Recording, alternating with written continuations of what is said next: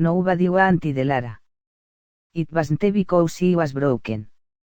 The world decided she served no purpose. The human market felt dry. Hopes were sold for pennies. Dreams got crushed under dirty boots. Elara was the batch everyone passed by. Her name was Elara. She was deaf.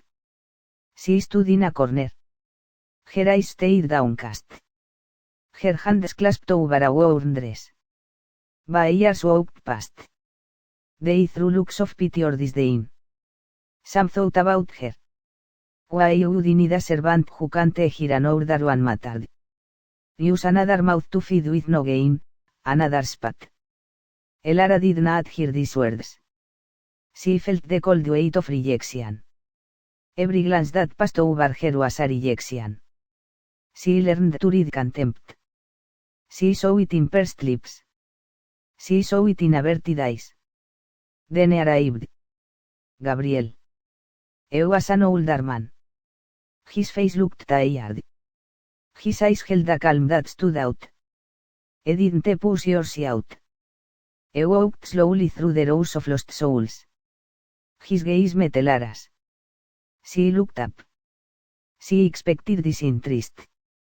Instead, she found kind curiosity. Gabriel approached the dealer. Here said. His voice was quiet but firm. He pointed to Elara. The dealer chuckled. The deaf girl yelled her chip. She's useless yank.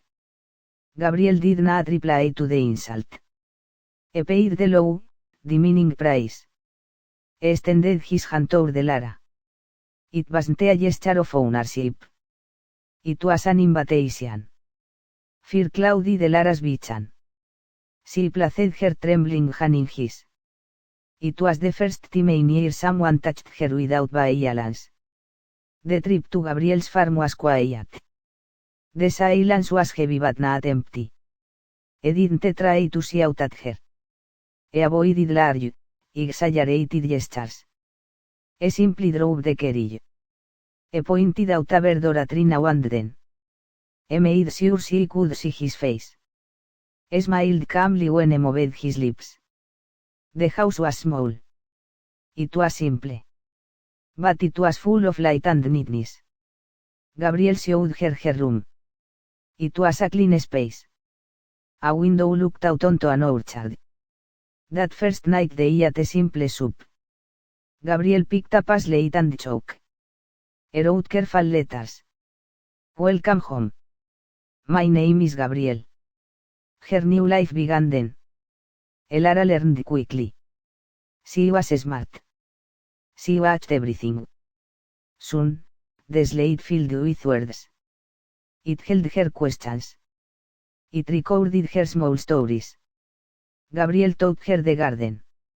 He showed her how to milk the cow. He taught her to bake bread. She did each job with fierce dedication. It felt like paying a debt. But Gabriel didn't want a servant. He wanted a daughter. He read books aloud to her. They sat on the porch at dusk. He did this even though she could not hear the words. Las historias no solo están en los sonidos, Elara, le escribió una vez. Están en el sentimiento, en el aire que las rodea. Y ella, con los ojos fijos en sus labios y en las expresiones de su rostro, comenzó a sentir las historias. El verdadero desafío surgió con los vecinos. Un día, el hijo del granjero del pueblo vecino, un hombre brusco y prejuicioso, llegó para comprar unas herramientas. Al ver a Elara trabajando en el jardín, comentó en voz alta, creyéndose seguro en su burla.